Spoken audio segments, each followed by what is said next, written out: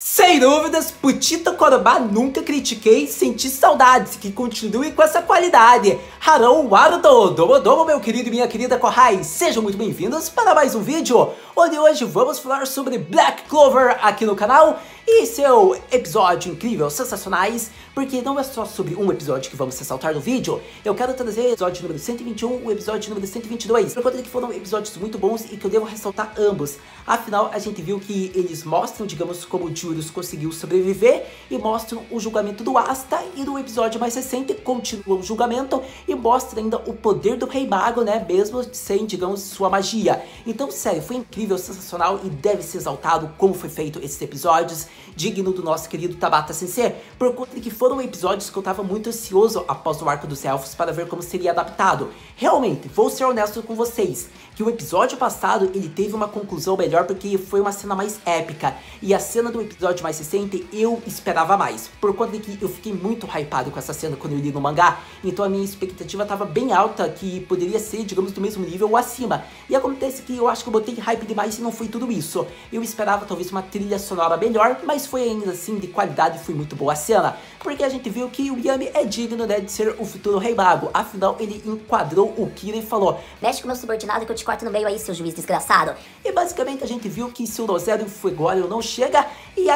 aconteceu uma desgraça lá, é isso que eu posso dizer. Mas então, vamos logo, porque eu quero falar tudo que eu achei, como foi o que eu gostei sobre esses episódios mais recentes, mas acredito que já começo ressaltando o Putita Korobá, por conta de que lingerie em dólar e mimosa é fazer com que a gente queira mais Putita Korobá, e já devo enfatizar que semana que vem eu acredito que talvez seja filler, mas sobre isso eu falo ao longo do vídeo. Então vamos falar logo sobre Black Clover e seus episódios mais recentes, mais conhecido como o julgamento de Asta. Mas então vamos logo falar sobre a parte do julgamento do nosso querido garoto sem magia junto da melhor waifu mais conhecida como Nero. Acontece que ambos vão ser julgados, né, por estarem com a maldição, serem usuários de Akuma.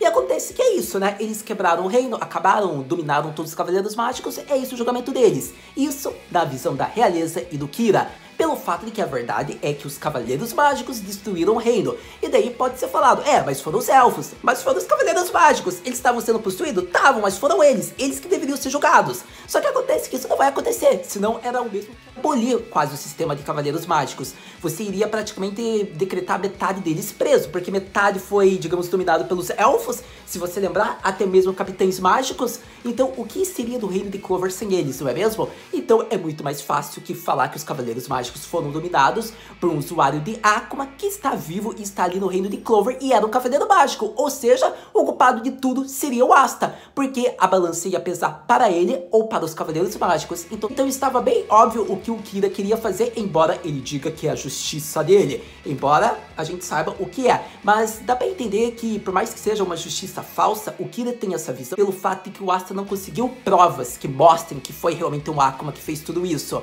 Embora nem seja preciso, né? Porque, poxa, eles destruíram o Akuma, tem várias pessoas para falarem, mas acontece que o Kira é aquele personagem insuportável, então a gente sabia que ele vai ter que olhar pra crer. Mas então, o que eu quero dizer com tudo isso? A gente viu que vai pesar pra ele e pra Nero, ou eles vão ser presos e mortos, ou acontece que é isso. E não tem escolhas, então a gente vê que se o Asta não quiser assumir a culpa, se ele não quiser falar que foi ele que fez tudo isso, a culpa vai para as outras pessoas que são importantes para ele, como por exemplo a Mari, que foi uma pessoa que ficou considerada como inimiga por dominar os Cavaleiros Mágicos. E foi muito interessante nesse momento porque o Kira é muito desgraçado, ele usou disso para fazer com que o Asta ativasse a Black Form e protegesse a garota, afinal colocando vários magos falando, bom, se você não quer assumir, essa garota vai ter que pagar pelos crimes que cometeu. E acontece que quando os magos acertam, digamos que a garotinha, a irmã do Gauchar, a gente já viu que o Asta entrou na Black Form automaticamente, algo que foi mostrado no episódio mais recente, que ele fala que desde o tempo da guerra contra o Akuma, ele tem um controle melhor, é como se ele conseguisse utilizar-se dessa forma agora sendo mais própria dele, e ele basicamente fala, eu entendo dessa sua justiça, eu finalmente compreendo-a e eu nunca aceitarei. E acontece lá que o Kira fala, e eu não irei negociar com o Akuma. Foi fantástico, foi o melhor final do episódio, pelo fato de que o Asta utilizou um redemoinho negro da Black Form, tá com a espada sacada, e ele fala, está tudo bem, Mari, eu estou aqui para te proteger. Sério, foi incrível. Eu posso dizer que foi uma das entradas, um dos momentos mais épicos do Asta em Black Clover. E eu acho que isso foi mais épico que a chegada dos Touros Negros. E eu quero que você entenda que eu não estou desmerecendo essa cena do episódio mais recente, tendo em vista que eu gosto dessa cena no mangá. Eu prefiro, para vocês terem ideia, a entrada dos Touros Negros do que o Asta na Black Form, digamos que protegendo a Mary no mangá. Só que no anime ficou muito melhor porque aquele clima de episódio acabando, se concluindo e criando hype. Por isso que ficou melhor do que a entrada dos Touros Negros. Mas para todo caso, a gente viu que o Asta ainda tenta negociar, ele fala que consegue ter o domínio da Black Form. A gente viu que a discriminação continua enorme do reino de Clover, a própria Nero diz isso, como se o que o Julius tivesse feito e estivesse agindo praticamente não existisse. Porque por mais que ele esteja batalhando, esteja mostrando que não existe mais essa distinção, que plebeus são tão importantes quanto a nobreza, ainda acontece de muitos discriminarem e quererem excluir e fazerem julgamentos falsos. E acontece que isso foi mostrado e é algo relevante porque mostra ainda o quão o reino de Clover antigo é, o quão esse reino pode ser destruído facilmente se eles continuarem nesse preceito. Porque querendo ou não, o Asta foi, digamos que o Ace em modos, ele conseguiu quebrar, digamos, o Akuma, foi graças à antimagia dele, como o próprio Rei Mago fala, que se não fosse pelo Asta, o que seria ali do reino, né? Ele fez algum comentário próximo disso, porque o Asta foi um dos heróis que salvou. Imagine se o Asta não tivesse. O que seria deles? O que seria da luta contra o Akuma, da luta dos elfos, não é mesmo? Então, eu acho que é um ponto bem importante ressaltar, porque mesmo sendo plebeu, um usuário de Akuma, foi esse garoto que fez com que o reino de Clover continuasse intacto. Teve a ajuda de todos? Teve, mas foi ele o herói, afinal ele é o protagonista e ele que finalizou o Akuma. Então, tendo ressaltado essa parte aqui praticamente bem rápido, acredito que agora vamos falar sobre outras partes relevantes do episódio. Finalmente, acredito que já estamos próximos do final do episódio, onde eu vou falar agora sobre a entrada dos Touros Negros no julgamento de Asta, porque, sério, foi fantástica essa cena. Afinal, a cena do Yami e o piscar de olhos na direção lá do Kira, falando Boratá, e o Fuegoleon junto do Dozero chegando foi totalmente épico. E aí a gente ressalta, ou melhor dizendo, exalta e ressalta a genialidade de Julius. Mas antes, falando sobre a entrada dos Touros Negros. Foi fantástico, porque basicamente o Kira falou, não adianta, você pode acabar comigo, você pode me destruir, mas acontece que você vai continuar como um fugitivo e as pessoas próximas de você que vão pagar, meu querido. Ou seja, aceite seu destino e cumpra o que eu lhe digo. Basicamente foi isso. E naquele momento, ó, os Touros Negros chegam perfurando a parede, tipo, não importa se tinha alguém ao lado, foi perfurado junto. E acontece que nesse momento a gente vê a fala de todos os companheiros do Asta, e é algo bacana, só que eu acredito que eu não preciso ficar ressaltando, senão fica mais uma narrativa.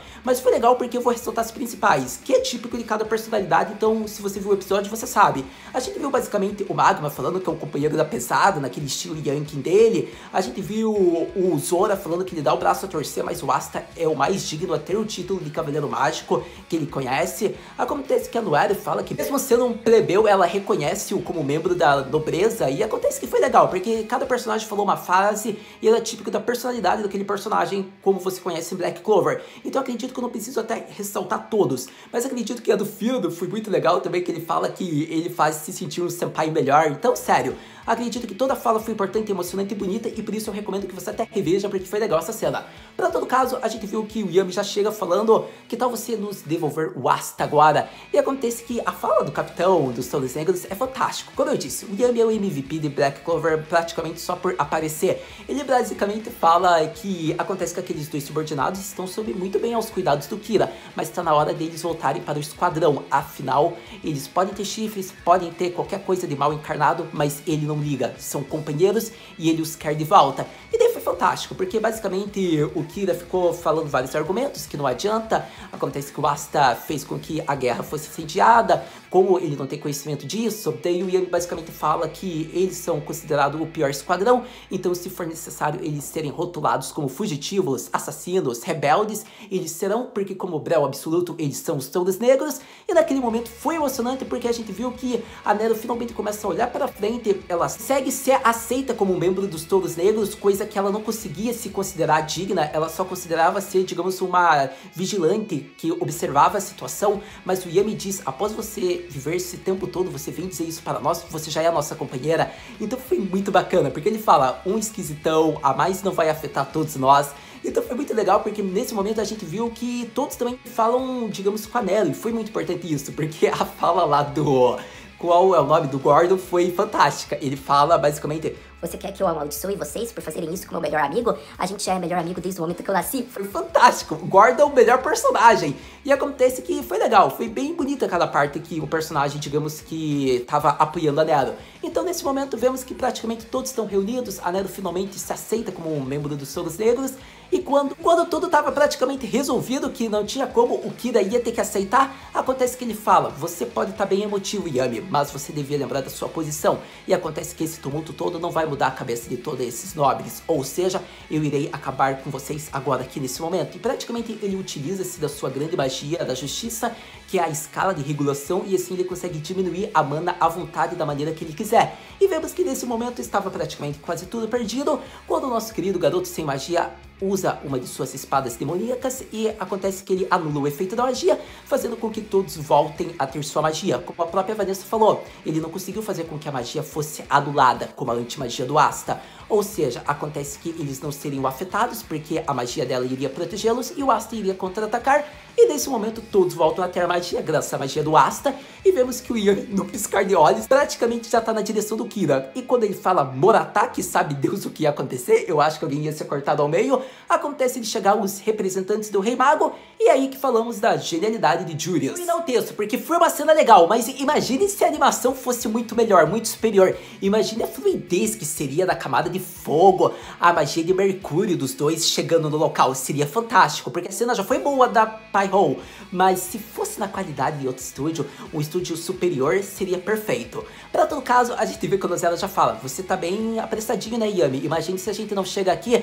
E ele fala: só fui um pouquinho apressado. Pensa, pelo menos vocês chegaram. E acontece que o Yami não, o Fueguaro fala: eu sei que é pelos seus subordinados, mas você exagerou, Yami, vai pegar mal pra sua imagem. E acontece que o Yami basicamente não dá a mínima e fala: poxa, que dragão enorme, meu consagrado, onde é que você arrumou isso? Você voltou mais poderoso. E sério, foi muito engraçado essa parte do Yami, porque praticamente ele não deu a mínima para os avisos dele, digno do melhor capitão. E acontece que vemos daí que assim acaba por se dizer, porque sendo bem rápido e resumindo a cena, basicamente o Fueguaro e o Nozella estão ali como representantes do Julius, e na figura de dois capitães mágicos é como se eles concordassem com a ordem do Rei Mago. Afinal, eles estão ali para representar e eles dizem que eles não podem perder um cavaleiro mágico como o Asta, e falam que basicamente a ordem será que os Touros Negros irão vigiar o Asta enquanto eles procuram por rastros do demônio. E assim acontece que basicamente foi um plano arquitetado e o episódio se conclui, porque mostra que o Asta está livre, sob vigilância, obviamente.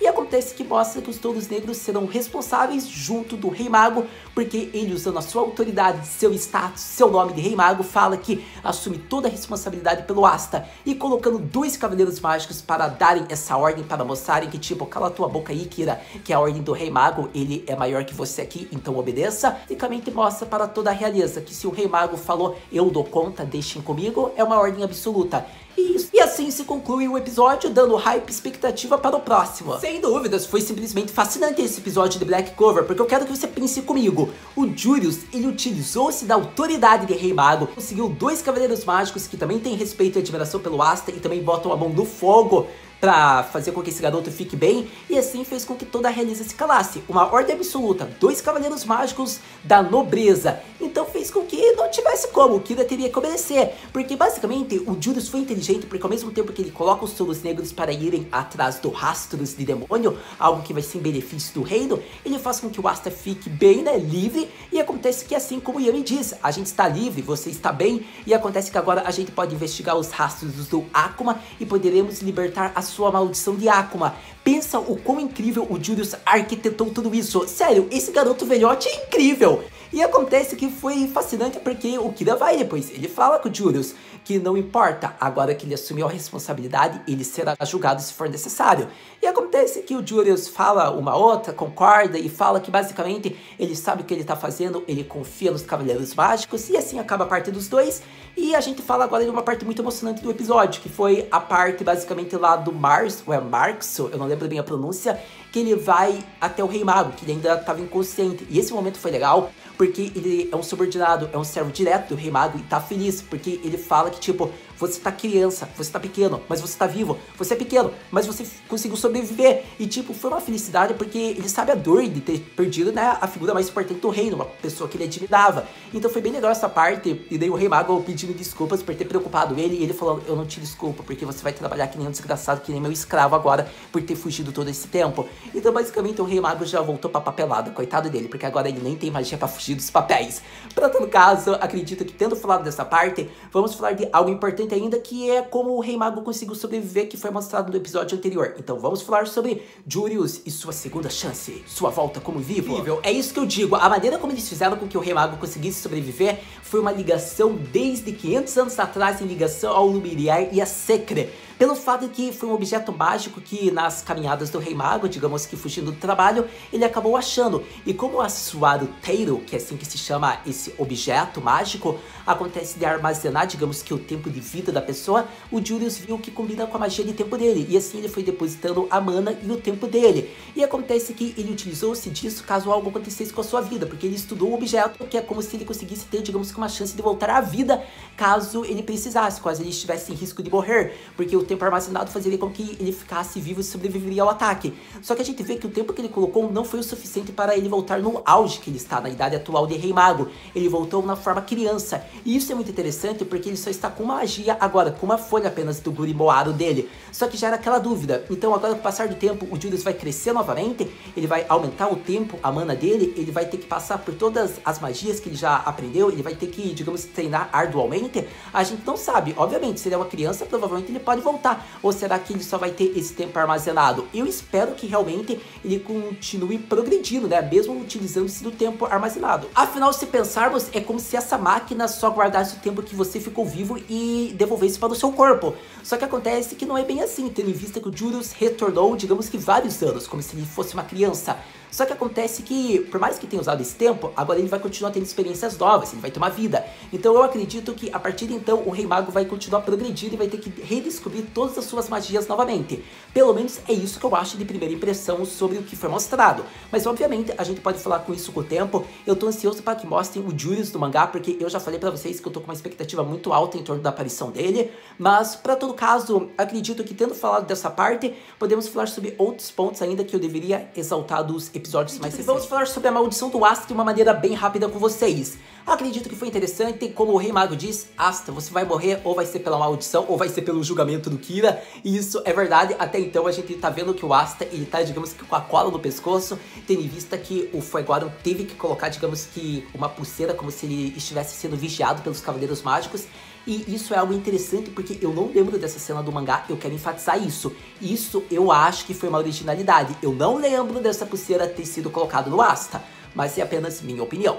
Pra todo caso, também a gente deve lembrar que no mangá foi uma versão um pouco diferente, porque é como se o Asta nem pudesse ir mais para o reino de Clover, como foi escrito, como foi falado, a fala do personagem. Mas ele continuava sob a vigilância dos Soldos Negros. Bom, depende um pouco da diferença que o anime fez, mas a fidelidade continua. Pra todo caso, o que eu posso ressaltar é que, basicamente, a maldição que o Asta está tendo no corpo dele tá acabando a cada vez mais que ele se transforma. E como o Rei Mago falou, isso é uma maldição do outro mundo. Só que não dá para saber como você teve contato com isso. Então é interessante porque a partir de agora eles vão investigar como foi mostrado. E personagens que possuem uma maldição podem ser relacionados a essa maldição do Asta, tendo em vista que o nome foi revelado, a maldição Vug, que é a maldição do outro mundo. E se formos lembrar, o Eri também tem uma maldição. Não esqueçamos que nosso querido Rendori possui também uma dessas maldições em seu corpo, então seria também ligado ao Akuma? Provavelmente, porque se o Asta tem essa maldição, se a Secre tem, se a Charity, pelo que foi mostrado na silhueta junto do Veijushi, tem, quem dirá que o Rendori também não tem, não é mesmo?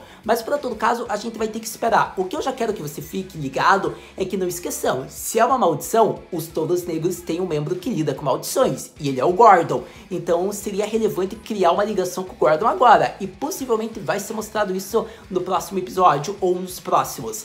Para todo caso, tendo falado sobre essa parte, que eu queria falar bem rápido, resumido, vamos falar ainda sobre outros pontos que foram apresentados no episódio. Praticamente ressaltei tudo que eu queria em torno dos episódios, teve algumas cenas que foi mais cômica, eu acredito que não precisa ressaltar com vocês, Basicamente, a cena lá do Rei Mago com o Yami foi muito engraçada, porque o Rei Mago ficou assustado, digamos que o Yami falou: mas você tava aqui, nesse flashback aqui agora há pouco, deixando tudo pra que eu cuidasse. Como que você tá aqui, seu desgraçado? Você virou ainda por cima um moleque. E foi muito boa essa parte, não vou ficar repetindo ela, mas foi bacana. Eu acredito que a parte lá do perdão e da recompensa, digamos que da expiação dos pecados também lá do William, foi legal de ter sido mostrado. Acredito que a parte que o Goucher ia acabar com o Asta por estar segurando na irmã dele foi muito legal. Então, praticamente, eu ressaltei tudo aquilo importante assim do episódio, mas uma coisa que vocês devem ficar ligado é sobre os reinos que foram mostrados, porque esse arco vai ser focado nesses reinos e a gente vai falar conforme for mostrado informações novas, seja no mangá ou no anime. Para todo caso, o reino desse Spado é o grande reino que você deve ficar atento pelo fato de que já foi mostrado informações, um reino misterioso, bem rígido, que está tentando conquistar novos territórios e tem alguma informação em ligação com os Akumas, ou seja, a gente já sabe um reino que vai ser mostrado logo logo. Eu diria que o reino de Diamond já foi mostrado, o reino que faz experimentos vivos, vai ter uma forte ligação com o tempo que a gente vai falar no anime, e acontece que o reino de Hurt vai ser o grande foco tendo em vista que já foi mostrado uns personagens importantes desse reino na Ending. E é um reino bem bacana porque a gente viu que é caracterizado pela Manta da Natureza, e é uma mana que só eles têm o poder e o controle de fazerem, concedido graças aos espíritos da natureza, então é algo bem legal desse reino também. Mas para todo caso, é só uns pontos rápidos que eu queria exaltar aqui. Acredito então que tudo foi falado, por conta que meu querido Putito Kurobá, acabou que eu já falei, foi muito fantástico, ele voltou da melhor forma possível, já fazia quase 15 ou 20 episódios que não tinha mais Putito Kurobá, então a gente até já pensava, caraca, vai voltar mesmo ou não? A gente viu que voltou, então é isso, né, Putito Kurobá que continue tendo às vezes uns fanservices fantásticos desses. Acredito que para ter o próximo fanservice de lingerie e de waifus, acontece que vai ser só daqui 100 episódios, afinal foi o primeiro Putito Kurobá que eu posso dizer que eu realmente gostei, então quem sabe o próximo daqui 120 episódios volta sendo focado nas waifus, não é mesmo? Só que dessa vez focando na Nero. Mas, então, praticamente exaltei tudo, agora vamos àquela pergunta. Haru Senpai, o que podemos esperar para o próximo episódio de Black Clover? No próximo episódio de Black Clover, meu querido e minha querida Kohai, a gente verá um filler especial focado na Best Girl da obra, minha querida Secrea, ou mais conhecida como Nero. Praticamente é isso, tendo em vista que já foi mostrado, digamos que a prévia de 30 segundos no episódio mesmo, e falando que a parte 1, digamos que de um episódio, as memórias da Nero, então praticamente essa parte 1 deve ser no mínimo de 2 a 3 partes, ou seja, a gente terá um filler focado nessa personagem de 3 episódios, eu acredito. Para todo caso, eu estou empolgado, pelo fato do que eu acredito que eles só não utilizaram esse de um flashback do Lumière por conta que semana que vem vai ser focado nela, e assim provavelmente eles devem mostrar, digamos, para onde os touros negros estão indo, e assim ao mesmo tempo eles voltam a focar, digamos que daí na Nero, e mostra flashbacks talvez de 500 anos atrás, a ligação dela com Lumière, ela falando com as outras garotas dos Touros Negros, com Asta, vai ser algo baseado nisso, é o que eu acredito, tendo em vista que o título é As Memórias. Para todo caso, por mais que seja filler, é um filler que eu tô empolgado. Normalmente os fillers de Black Clover são bacanas. E eu acredito que como é focado numa personagem que a gente já conhece, mas de certa maneira nova, vai ser muito especial conhecer mais dela. Então eu tô muito ansioso para o episódio focado na minha querida Nero. Mas para todo caso, você já sabe, assistindo o próximo episódio, a gente conversa. Muito obrigado por ter visto esse vídeo até agora. A gente se vê no próximo vídeo de Black Clover. Mata, né?